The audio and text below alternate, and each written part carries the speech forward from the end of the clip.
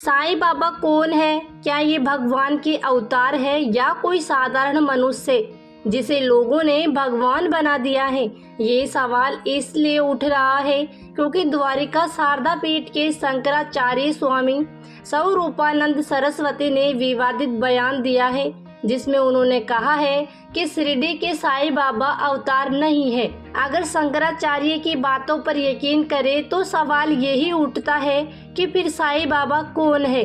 साईं कहां से आए और कैसे बने भक्तों के साईं बाबा, जिनके एक दर्शन पाकर भक्त अपना जीवन धन्य मानने लगते हैं? साईं बाबा कौन थे और उनका जन्म कहाँ हुआ था? ये प्रश्न ऐसा है जिनका जवाब किसी के पास नहीं है। साईं ने कभी इन बातों का जिक्र नहीं किया। इनके माता पिता कौन थे, इनकी भी कोई जानकारी उपलब्ध नहीं है।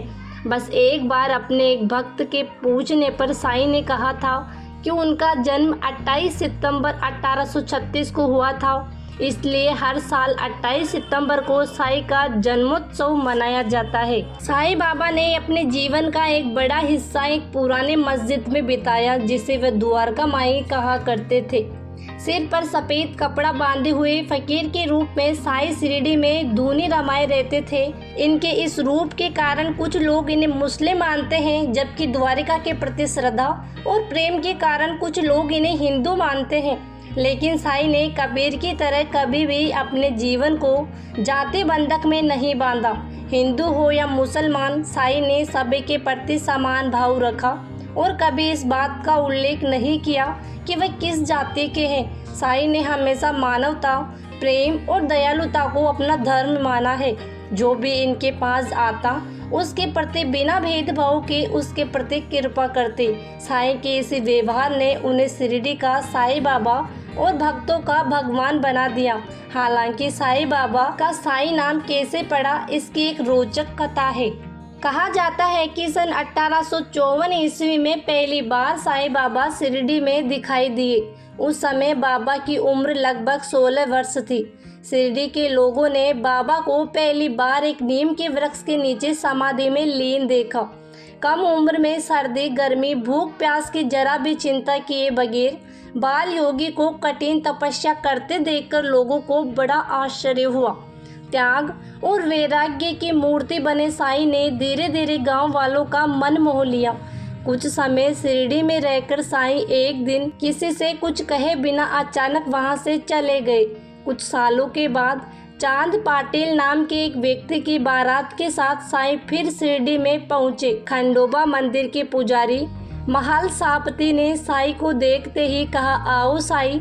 इस स्वागत संबोधने के बाद से ही शिरडी का फकीर साईं बाबा कहलाने लगा। शिरडी के लोग शुरू में साईं बाबा को पागल समझते थे, लेकिन धीरे धीरे उनकी शक्ति और गुणों को जानने के बाद भक्तों की संख्या बढ़ने लगी। साईं ने अपने जीवन काल में ऐसे कई चमत्कार दिखाए जिससे लोगों ने इनमें ईश्वर का अंश महसूस किया।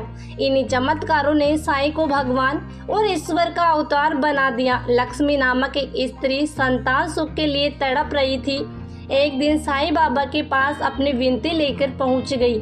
साईं ने उसे भभूत दिया और कहा, आधा तुम खा लेना और आधा अपने पति को दे देना। लक्ष्मी ने ऐसा ही किया। निश्चित समय पर लक्ष्मी गर्भवती हुई। साईं के इस चमत्कार से वह साईं की भक्त बन गई और जहाँ भी जाती साईं बाबा के गुण गाती। साईं के किसी विरोध ने लक्ष्मी के गर्भ को नष्ट करने के लिए धोखे से गर्भ नष्ट करने की दवाई दे दी। इससे लक्ष्मी को पेट में दर्द एवं रक्तस्राव होने लगा।